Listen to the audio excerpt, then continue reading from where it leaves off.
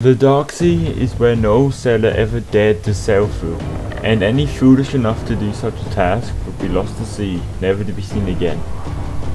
Unless you're a dementia-diagnosed super hobo who woke up one day on an island and decided to take on so many kingdoms in the story. Anyway, in today's video, I'll be looking into the lore of the Dark Sea and how it's created in the first place.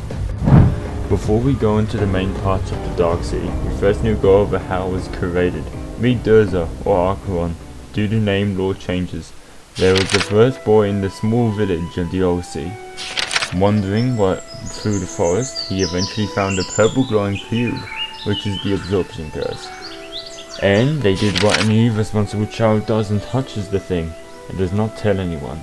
The sudden burst of light stuns Durza, and once the light fades, the cube is nowhere to be seen. Skipping over the whole part where he was a curse, he went around stealing people's magic, eventually being dubbed the Magic Thief. He eventually got into a large kingdom named Oberon with a young wizard guarding the entrance to the city. Durza tried to absorb the magic from the young wizard, but was unable to due to their overwhelming power difference. This young wizard is Theos, the Wolf Phoenix. After Durza tried to fight Theos but to no avail, they tried 2 times before Theos got mad and charged up every single magic he had absorbed up to this point and launched it at Theos. He dodges it due to Durza's shit aim and hits a large mountain far behind him, killing 80% of the human race, and thus, because of the impact of the attack, the epicenter exists, and thus, the Dark Sea exists. The after effects are shown centuries after the fight. Let me know if you want me to cover the lore of Theos and Durza in further detail.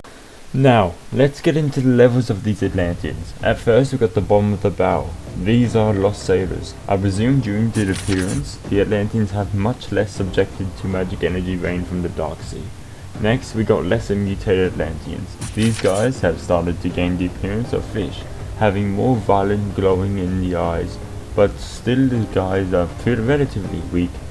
Next we got mutated Atlanteans, now showing a big difference in appearance, having grown in height and most of the time having a sea creature type head. These guys are the same levels as we are in the moment of the game. Up next we got monstrous Atlanteans, and this is where it gets harder to fight on the head, on far way higher level, that the area has been unrecognizable as a human. These Atlanteans have completely lost their minds, dealing high damage and having fast running speeds. Up next, we got nightmarish Atlanteans. These creatures have the same features as the other previously mentioned Atlanteans, being 3 times the height of the MC of the Arcane Odyssey. Extremely dangerous. Do not try to do close quarter fights because the M1s are hella lethal. Not much difference between the last two, but self-explanatory. They grow taller and they're very dangerous. It is time for Unholy Beast Atlanteans. Never go into close quarter combat with this level if infected, as fighting them at that range is a death wish. Standing at a height of, I assume, 18 feet tall, they are forced to be reckoned with. Later on in the game, I also suspect them to be able to use lost magics, but only time can tell. The final stage, Legendary Beasts. This is the only image of them existing. No, they cannot reach levels above 100,000, but I assume they can reach levels 800 to 1,000. They've engaged with these monstrosities, and you will never find yourself in a confrontation with one. Immediately turn back, as a guaranteed death NPC. Let us go into the future editions of the Dark Sea, planned editions. Some sort of interesting lore good enough for this video. First we got corrupted dragons. These will be connected to the future dragons being added in Arcane Odyssey, where dragons who have been exposed to late Dark Sea and magic energy for so long that they become infected by the Dark Sea, possibly hosting a Seattle-like appearance.